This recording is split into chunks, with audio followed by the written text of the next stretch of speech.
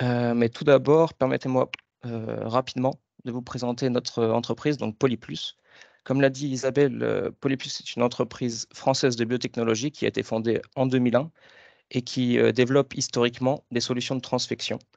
Par ailleurs, depuis l'acquisition d'Ivivec en début d'année, nous avons élargi notre offre avec des services complémentaires tels que le design de plasmides ou encore des services de NGS, donc de Next Generation Sequencing. Le siège est localisé en périphérie de Strasbourg, donc vous pouvez voir les quelques photos de notre nouveau bâtiment. Et, euh, et donc le nouveau site spécialisé dans le design de plasmides est lui localisé en périphérie lilloise. Concernant notre portefeuille de produits, il est composé de diverses solutions innovantes qui permettent de répondre à de nombreux besoins et de nombreuses applications, allant donc de la production de biomolécules, telles que les vecteurs viraux par exemple, utilisés pour les thérapies géniques et cellulaires, mais également donc à la production d'anticorps ou à la production de protéines recombinantes, ou encore à des applications de recherche fondamentale qui peuvent être, ou même de drug discovery, qui peuvent être donc réalisées in vivo ou in vitro en fonction du réactif utilisé. Par ailleurs, fort de nos 20 ans d'expertise en transfection, nous sommes devenus l'un des principaux fournisseurs de réactifs de transfection dans le marché de la cell and gene therapy, et nous avons comme objectif majeur, objectif principal dans ce secteur, de réduire le coût de production de ces biomolécules afin d'avoir un impact positif sur la production de ces traitements innovants. L'acquisition d'EasyVec et donc les nouveaux services de design et d'ingénierie d'ADN plasmidique sont donc totalement en adéquation avec cet objectif. Euh, donc de plus, comme vous pouvez le voir en bas de cette diapositive, afin de soutenir nos clients à tous les stades de leur développement, nous proposons 3 de nos réactifs avec un grade de qualité conforme aux exigences GMP, donc pour Good Manufacturing Practices, BPF en français, requises pour les réactifs injectables. Par ailleurs, toujours dans une démarche de soutien et d'assistance à nos clients, nous avons une équipe de support scientifique dont je fais partie à disposition de ces derniers afin de répondre à toutes les questions ou même donner des conditions ou des recommandations afin d'atteindre leurs objectifs en termes de transfection. Une partie de l'équipe est donc localisée à Strasbourg, donc c'est là où je me localise. Et une autre partie est donc localisée en périphérie lilloise. Et enfin, nous avons également certains collègues directement sur le terrain, comme c'est le cas aux États-Unis, en Corée ou en Chine. Euh, nous supportons également nos clients d'un point de vue réglementaire en mettant à disposition donc tous les documents qui pourraient être requis par les institutions nationales ou internationales, comme l'IMEA ou l'FDA par exemple, dans le cas d'avancée de leur projet en phase clinique par exemple. Et enfin, en gage de qualité, sachez que nous sommes certifiés ISO 9001 et ce depuis 2002. Donc nous allons maintenant pouvoir entrer dans le vif du sujet et nous allons commencer par définir ce qu'est la transfection. Donc la transfection est un processus qui permet d'introduire des acides nucléiques ou des protéines exogènes dans une cellule. Une fois délivré dans la cellule, donc ce matériel étranger va pouvoir moduler l'expression génique de cette dernière. Et donc pourquoi a-t-on besoin de transfection? La réponse est en réalité assez simple. Les acides nucléiques, comme vous le savez certainement, sont chargés négativement. La membrane de la cellule est également chargée négativement. Ces derniers ont donc besoin d'un coup de pouce, je pourrais dire, pour pénétrer à l'intérieur de la cellule. C'est donc là qu'intervient le processus de transfection. On en distingue deux types majeurs. Donc, il y a les méthodes physiques et les méthodes dites chimiques. La méthode physique la plus courante et qui est bien connue est l'électroporation.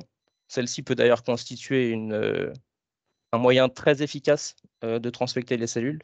Toutefois, elle provoque en contrepartie un stress extrême des cellules qui peut s'avérer très toxique pour ces dernières. De plus, elle nécessite un appareil dédié à cette méthode qui est relativement coûteux.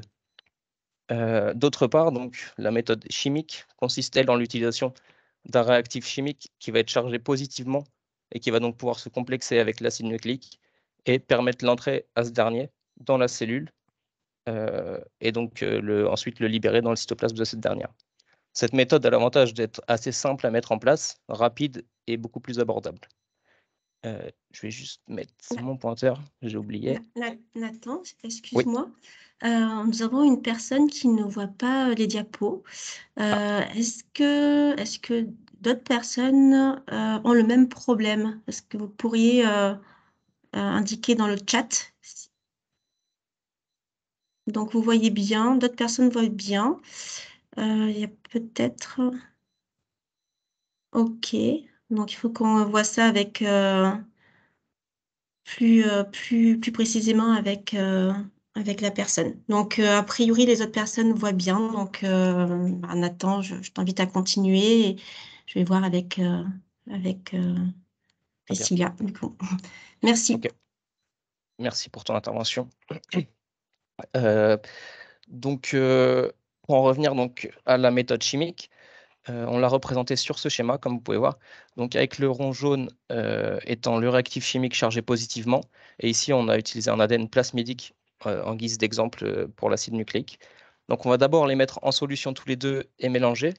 Dans une seconde, donc, cela va permettre de former un complexe qui va être chargé positivement. Ce dernier va venir se lier à la membrane plasmidique et par un phénomène d'endocytose, il va pouvoir intégrer l'intérieur de la cellule. Une fois dans la cellule, le réactif chimique va permettre la fuite de l'acide nucléique dans le cytoplasme. Et donc, une fois dans le cytoplasme, l'ADN, vous le savez, va devoir intégrer le noyau afin d'être actif biologiquement. Pour ce faire, en général, il va profiter de la rupture de la membrane nucléaire au moment de la mitose afin d'entrer dans le noyau. Une fois dans le noyau, il sera donc transcrit en ARN, puis traduit en protéines dans le cytoplasme. Et donc, en fonction, bien sûr, de l'ADN plasmidique choisi, la protéine pourra être une enzyme, un anticorps, une protéine, un composant structurel, ou bien toute autre protéine d'intérêt. Donc, il faut savoir que cette transfection chimique peut permettre de délivrer donc, des ADN plasmidiques, que ce soit sous forme circulaire, mais également linéaire, mais également presque tout type d'ARN, donc les ARN messagers par exemple, les ARN interférents, les micro-ARN, les ARN guides, et donc plus généralement presque tous les oligonucléotides, et même une partie des protéines. Enfin, simplement avant de passer à la prochaine diapo, il convient de noter que la transfection ne doit pas être confondue avec la transduction.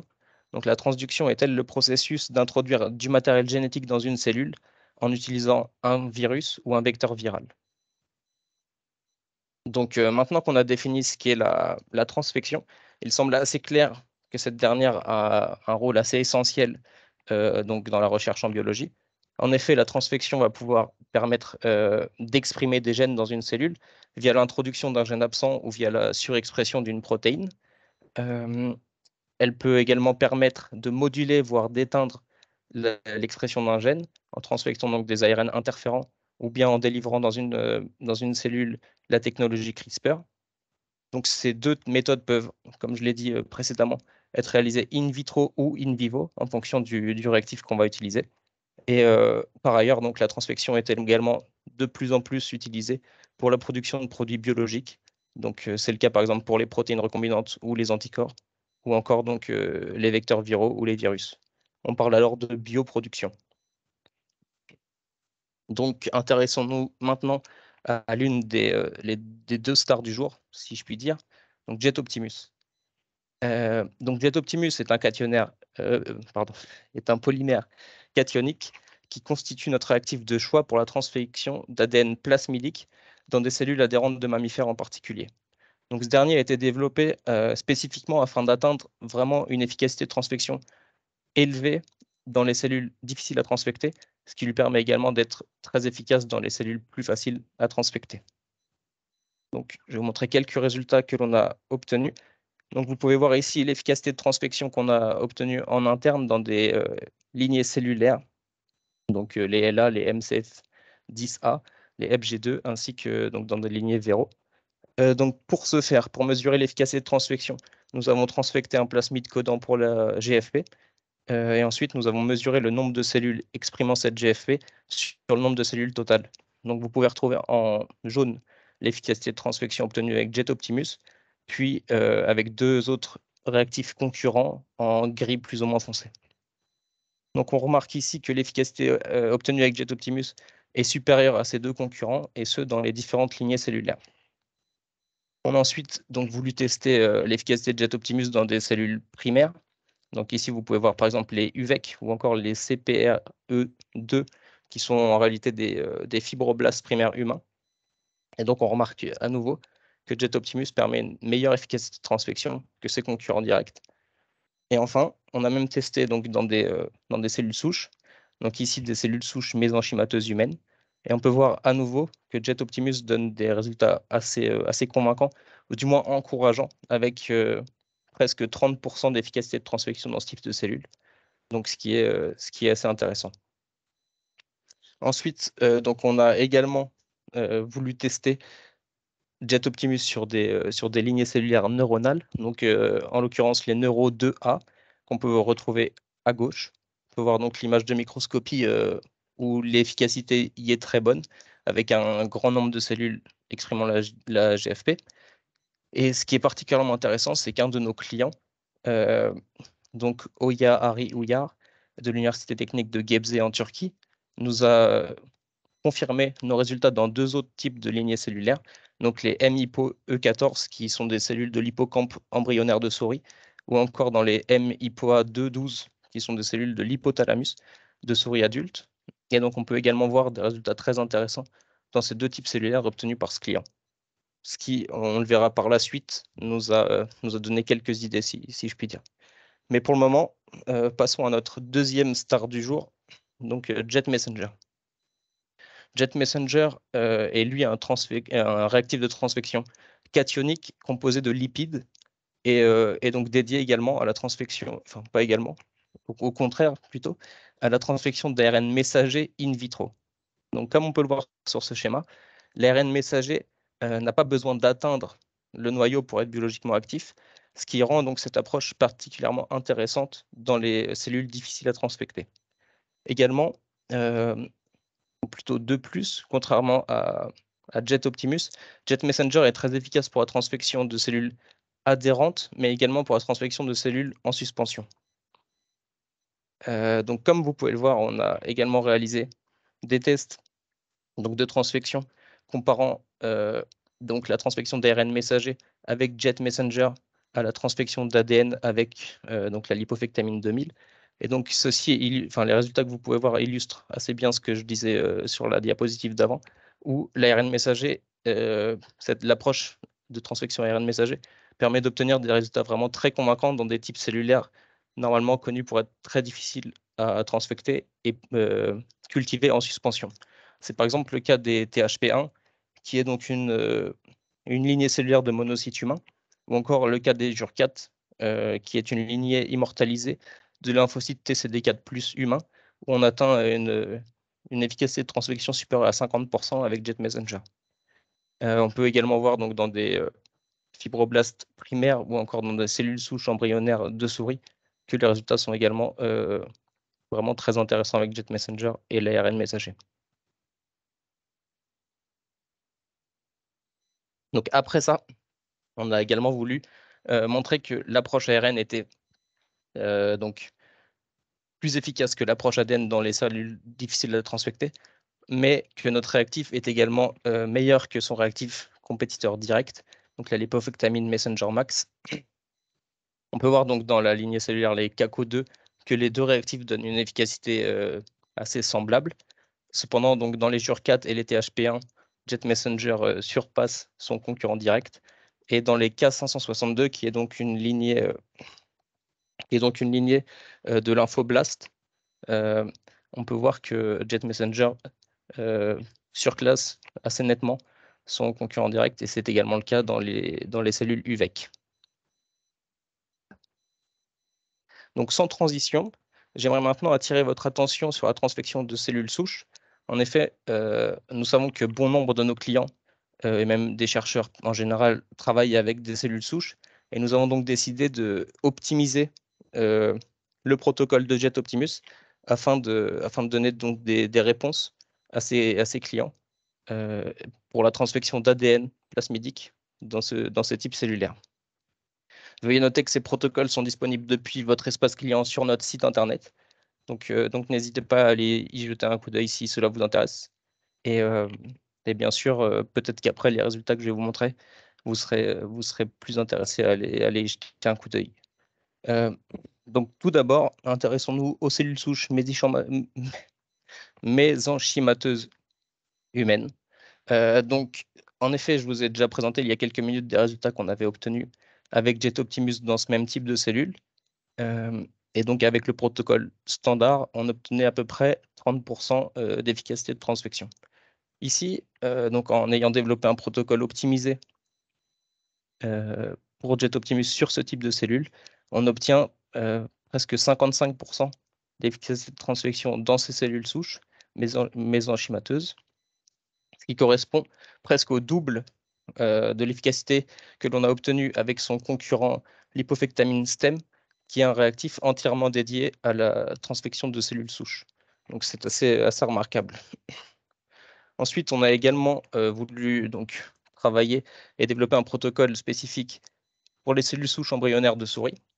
Et donc, vous pouvez voir à gauche les résultats d'efficacité de transfection en comparant JetOptimus à la lipostem, et à droite, donc, la viabilité cellulaire avec ces deux réactifs. Donc, on remarque que l'efficacité de transfection est semblable avec ces deux réactifs et assez élevée en réalité, avec presque 70% d'efficacité de transfection. Et à droite, on voit que JetOptimus permet d'obtenir une meilleure viabilité cellulaire. Donc, on peut en conclure que donc JetOptimus permet d'obtenir une efficacité de transfection très haute en étant moins toxique que son compétiteur sur ce type de cellules. Euh, donc, ensuite, après avoir obtenu donc, ces deux résultats assez intéressants sur deux types de cellules souches, on a voulu s'attaquer aux cellules souches pluripotentes induites. En effet, donc les CSPI ou iPSCs en anglais sont connus pour être très difficiles à transfecter et on sait que l'intérêt autour de ces cellules ne cesse de croître ces derniers temps. Donc à gauche, vous pouvez reconnaître donc notre protocole standard avec JetOptimus, dans lequel donc, on recommande d'ensemencer les cellules la veille de la transfection afin d'atteindre entre 60 et 80% de confluence au moment de la transfection. Ensuite, le jour de la transfection, on va recommander donc de diluer une certaine quantité d'ADN dans le tampon JetOptimus fourni, de vortexer rapidement, puis d'ajouter donc un certain volume de JetOptimus. On va à nouveau vortexer, puis incuber 10 minutes avant d'ajouter donc la solution de transfection sur les cellules. Puis, on va simplement incuber les cellules de 1 à quelques jours avant d'analyser donc nos résultats de transfection. Donc, à droite, le protocole optimisé. Et donc, tout d'abord, avec les CSPI, il faut savoir que contrairement à la plupart des lignées cellulaires, ces derniers forment des colonies pour croître. Et donc, nous avons remarqué que pour obtenir la meilleure efficacité de transfection, il est crucial que les CSPI soient ensemencés dans une plaque, tout d'abord cotée avec une matrice, et qu'elle soit en fait ensemencée sous forme de suspension de cellules individuelles ou en tout petit amas, ne comportant pas plus de 3, 4 ou 5 cellules. Euh, et donc, on va ensemencer au plus tôt, si je puis dire, la veille au soir, afin que les colonies ne grandissent pas trop. Et ensuite, donc on va laisser une incubation overnight. Et ensuite, le jour de la transfection, comme vous pouvez le voir, le protocole donc, et les conditions de transfection sont assez similaires au protocole de gauche, si ce n'est que donc, on peut voir que le ratio de réactifs sur ADN est légèrement plus élevé, avec donc ici par exemple 0,75 microlitres de JetOptimus par puits, avec 0,5 microgrammes d'ADN. Donc c'est presque la seule différence, si ce n'est également donc que 4 heures après le début de la transfection, on va également recommander d'ajouter du milieu frais afin de prévenir de toute trace de toxicité. Donc, comme vous l'avez certainement vu sur la diapo précédente, on recommandait l'utilisation de milieux MTE-SR1 de chez Stem Cell Technologies pour la culture des CSPI dans notre protocole. En effet, comme vous pouvez le voir donc, sur ce tableau, nous avons testé différentes matrices de coating ainsi que différents milieux de culture afin de déterminer donc ceux avec lesquels l'efficacité de transfection avec JetOptimus était la plus élevée. Donc, comme vous pouvez le voir, nous avons obtenu les meilleurs résultats avec le matrigel de chez Corning, donc en guise de matrice. Et concernant le milieu de culture, c'est en utilisant donc le MTE SR1 de chez StemCell ou le Pluristem de chez Millipore que nous avons obtenu les meilleurs résultats. En revanche, comme vous pouvez le voir en bas avec le StemFlex, on a remarqué donc que JetOptimus n'était pas du tout compatible avec ce milieu. Et donc c'est pourquoi en fait, quand nos clients souhaitent tester JetOptimus donc pour cette application, on, on leur recommande en général d'envisager de tester différents milieux et différentes matrices afin donc d'obtenir les meilleurs résultats possibles. Et donc en parlant de résultats, donc en suivant notre protocole optimisé et en utilisant donc du milieu MTE SR1 ainsi que la matrice matrigel de G. Corning, nous avons donc réussi à obtenir une efficacité de transfection entre 60 et 80%, 85% presque, d'efficacité de transfection donc dans des cellules souches pluripotentes induites, donc équivalent à ce que l'on a obtenu avec le lipostem. En revanche, on peut remarquer à droite à nouveau que la viabilité cellulaire avec JetOptimus était meilleure que celle avec son concurrent. Donc on peut en conclure à nouveau que l'efficacité de transfection est équivalente. Cependant, on a une meilleure viabilité cellulaire avec JetOptimus. Et donc simplement pour vous montrer donc, ce qu'on a obtenu en microscopie. Donc à gauche, vous pouvez voir l'image de microscopie en fond clair. Et à droite, donc les beaux résultats qu'on a obtenus en microscopie à fluorescence. Donc dans des cellules souches pluripotentes induites.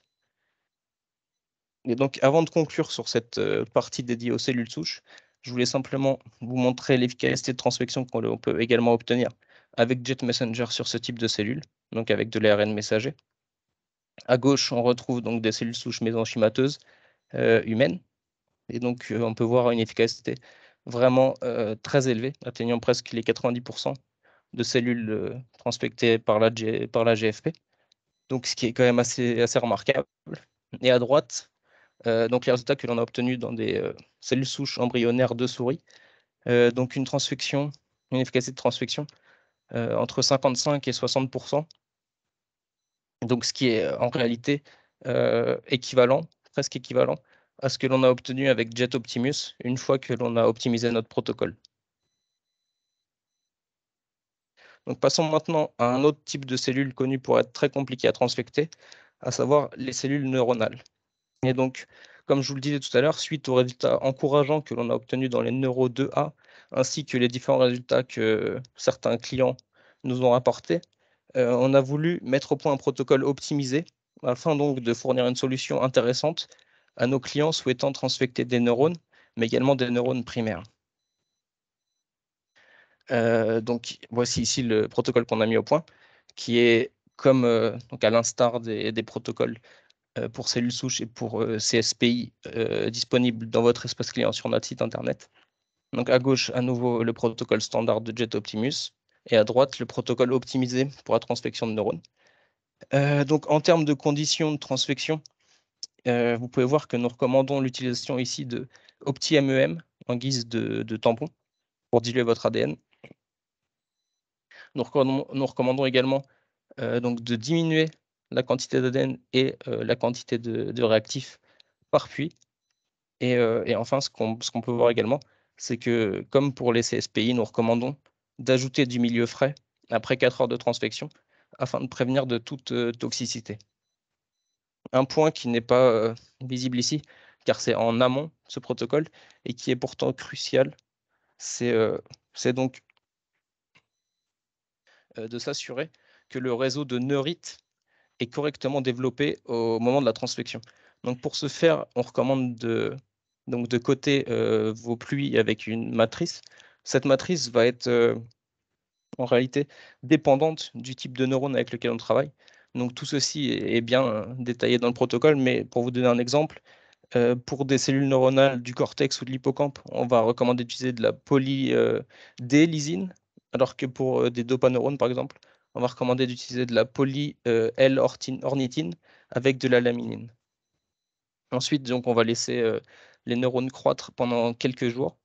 Donc, le délai va également différencier entre des neurones frais ou des neurones décongelés. Donc, tout ça, c'est également précisé dans le protocole. Et donc ensuite, on va suivre ce protocole donc, de transfection pour avoir donc les résultats suivants.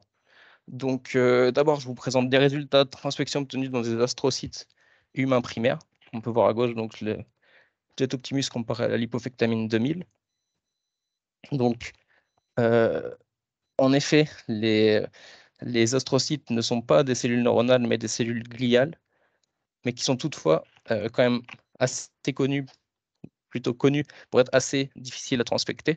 Et donc, je voulais quand même vous présenter ces résultats qui sont quand même assez convaincants avec presque 60% d'efficacité de transfection dans ces cellules. Mais passons tout de suite donc, à de vraies cellules neuronales, et en l'occurrence donc des cellules de neurones primaires du cortex de rat.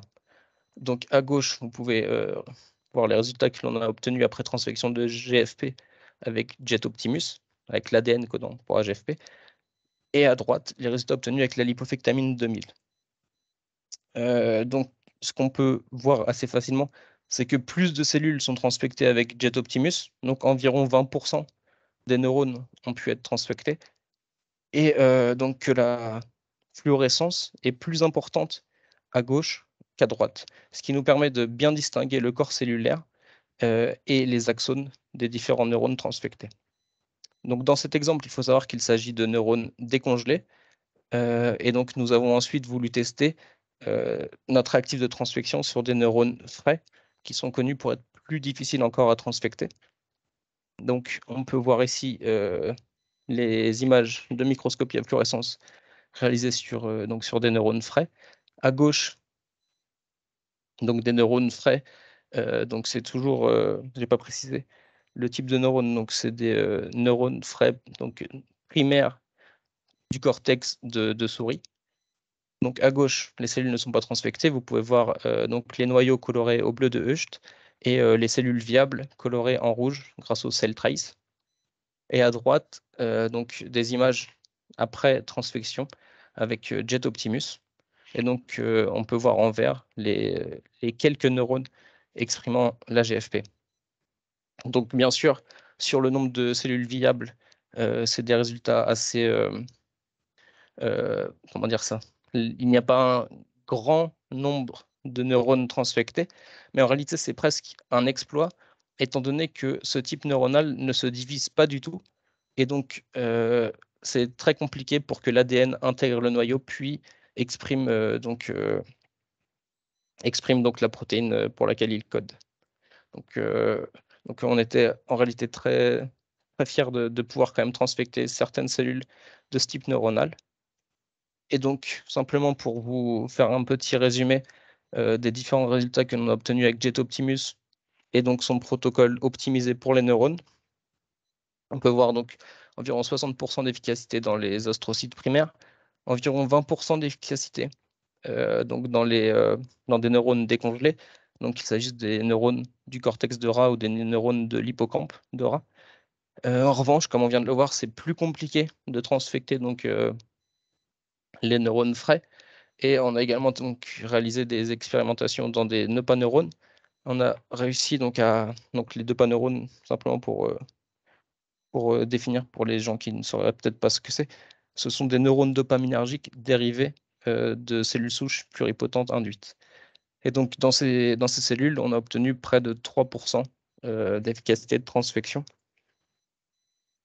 Donc en effet, ce sont des cellules, comme je l'ai dit avant, qui ne se divisent pas ou qui se divisent très peu, ce qui rend donc la tâche difficile pour les transfections d'ADN d'obtenir un nombre élevé, une efficacité élevée dans ce type de cellules. Toutefois, donc, pour les clients qui travaillent donc sur ce type de cellules, nous avons une solution, et cette dernière est donc Jet Messenger avec la transfection d'ARN messager. Donc, en effet, comme vous pouvez le voir sur ce graphique, on obtient vraiment des résultats très, très convaincants avec notre réactif et la transfection d'ARN messager. Et ce, donc, on peut voir par exemple dans les astrocytes primaires près de 100% d'efficacité de transfection. Ensuite, on a donc testé dans des neurones primaires de cortex et d'hippocampe de rat, donc décongelés tous les deux. On peut obtenir donc près de 50% dans les neurones primaires du cortex, presque 70% dans les neurones primaires de l'hippocampe. Et enfin, on peut voir dans les dopaneurones qu'on atteint presque 60% d'efficacité de transfection, ce qui est remarquable. Donc simplement pour vous montrer ces mêmes résultats, mais sous forme d'images de microscopie à fluorescence. Donc une nouvelle fois, on peut distinguer facilement les neurones et donc leurs axones sur les différentes images. Et on remarque surtout que donc, le nombre très élevé de cellules transfectées dans chacun de ces types cellulaires. De plus, on peut observer que la morphologie des neurones est bien conservée et donc que la viabilité de ces derniers est également excellente. Donc, c'est avec ceci que je conclus le webinaire d'aujourd'hui. Si j'avais simplement un message important à vous faire passer, je voudrais simplement insister sur le fait que si vous avez des difficultés avec vos expériences de transfection ou si vous cherchez un moyen d'améliorer vos résultats dans ces types de cellules difficiles à transfecter, n'hésitez surtout pas à nous contacter afin donc d'évaluer nos réactifs Jet Optimus et ou Jet Messenger. Et donc, simplement, comme je l'ai précisé au début, nous avons un portefeuille de produits qui est assez large afin de répondre à différents besoins de nos clients. Donc, nous avons par exemple deux gammes de produits en soutien donc, afin de soutenir la production de vecteurs viraux à large échelle. Une gamme de produits afin de soutenir donc, nos clients qui réalisent la production de protéines recombinantes ou d'anticorps. Nous avons également donc deux gammes de produits pour la délivrance non virale in vivo, donc de différents acides nucléiques, donc avec in vivo jet PI, mais également in vivo jet RNA+, qui est donc un réactif que l'on vient de lancer en début de mois et qui est donc disponible en précommande pour le moment, qui sera disponible à partir du mois de novembre. Et donc, il faut savoir que si vous voulez plus d'informations à ce sujet, n'hésitez surtout pas à nous contacter. Donc, le in vivo jet RNA+, est notre actif de choix pour la transfection d'ARN messager in vivo. Et donc oui, donc, comme je disais, n'hésitez surtout pas à nous contacter ou bien à aller sur notre site internet. Donc il y a un webinaire qui a déjà été réalisé sur ce dernier et il y a également donc différents posters avec les résultats qu'on a pu obtenir donc dans nos différentes expérimentations in vivo. Et donc à droite, vous pouvez donc reconnaître notre gamme de produits euh, utiles à donc les expérimentations in vitro, donc avec le Jet Optimus et le Jet Messenger. Mais donc il y a également le Jet Prime que l'on recommande en général pour la co-transfection d'ADN avec de l'ARN interférent et l'interférine qui est notre réactif de choix pour la transfection d'ARN interférent seul. Et donc ces quatre réactifs sont, il faut savoir qu'ils sont disponibles donc dans notre programme échantillonnage. Donc vous pouvez demander un échantillon gratuit directement sur notre site ou via nos partenaires OSIM, bien entendu. Et donc on serait ravi de vous envoyer donc ces alicots afin que vous puissiez donc tester nos différents réactifs. Donc voilà, j'en ai fini. N'hésitez pas à poser vos questions dans le chat et donc j'aurai un plaisir à y répondre. Merci à tous pour votre attention. Merci beaucoup, Nathan, pour cette présentation et ces résultats voilà, qui semblent vraiment très intéressants. Il y a eu pas mal de questions de poser pendant ta présentation. Donc moi, je propose de les traiter par ordre déjà. Et puis, donc, je vous invite tous à continuer à poser des questions que nous allons adresser en direct. Donc, la première question, c'était au moment de la diapo 9. Avez-vous testé les cellules A549? Alors, on a en effet déjà testé, je pense. Alors, il faudrait que je vérifie. Donc, en fait, on a via notre site internet une base de données qui référencie donc les différentes cellule. Vous pouvez rechercher par lignée cellulaire ou type de cellule, ainsi que donc le réactif en question.